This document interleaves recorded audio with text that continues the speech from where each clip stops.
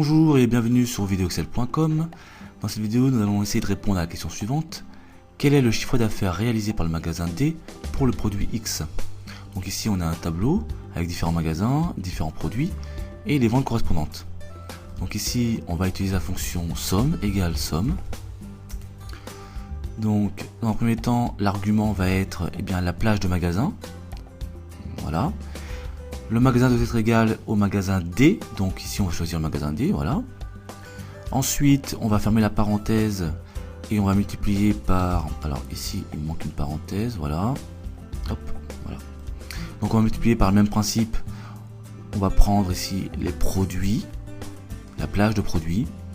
Qui doit être égal donc au produit X, donc je prends le produit X ici, je ferme la parenthèse, donc j'ai encore oublié la parenthèse décidément, voilà, oups, hop, hop, voilà, et ici je multiplie finalement par les ventes, la plage de vente. Donc je ferme la parenthèse, je ne valide pas pour l'instant.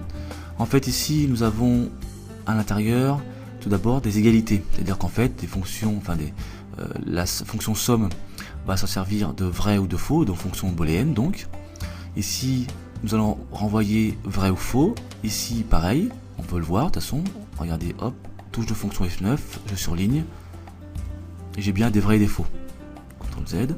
Donc en fait ici je vais avoir des vrais et des faux, pareil pour ici cette parenthèse.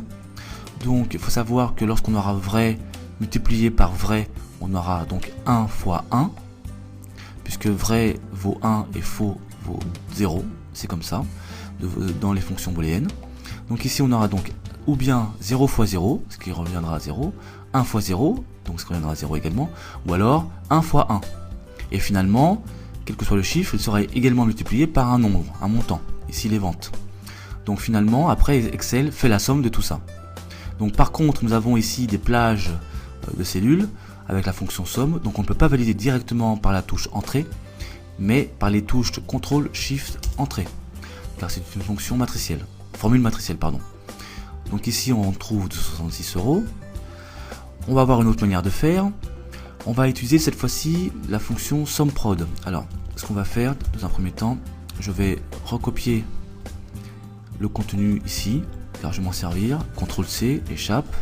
Donc égal SUMPROD, qui fonctionne de la même manière. CTRL V, voilà pourquoi j'ai copié-collé les arguments. Je ferme la parenthèse. Par contre ici, il suffit de valider par entrée et on n'a aucun souci, on trouve bien le même résultat.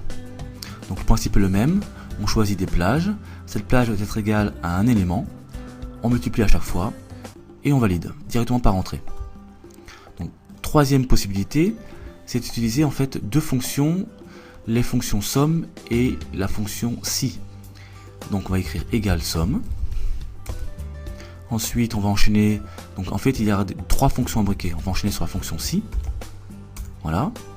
Donc, attention. Alors, le test logique. Ici, on va, même principe, prendre les plages, bien sûr. Donc, la fonction, la plage, donc B2, B13, c'est-à-dire la plage de magasin, qui doit être égale, donc, toujours pareil au magasin D. Voilà. Ensuite, point virgule. Si. J'ouvre une parenthèse automatiquement. Donc, si. Même principe, pardon, plage de produit, doit être égal donc au produit X, donc à C4 ici, dans mon exemple. Sinon, la somme des ventes. Oups, voilà. Donc je fais la parenthèse pour la deuxième fonction aussi, la première fonction aussi, et la fonction somme. Et ici, de la même manière que tout à l'heure, nous avons ici la fonction somme avec des plages à l'intérieur au niveau des arguments. Donc CTRL SHIFT entrée pour valider. Fonction formule matricielle. Voilà. Trois manières différentes de calculer donc le chiffre d'affaires réalisé par le magasin D pour le produit X. Mais on pourrait améliorer cela bien sûr en évitant de prendre ici B5, donc un élément du tableau, et ici C4 également un élément du tableau.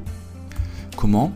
En créant tout simplement une liste de produits et une liste de magasins, et intégrer la cellule de la liste dans chaque formule. Donc on va faire un petit test ici. Ici j'ai déjà créé une liste donc des différents magasins et ici une liste des différents produits. Donc on va introduire cette référence et cette référence dans cette formule.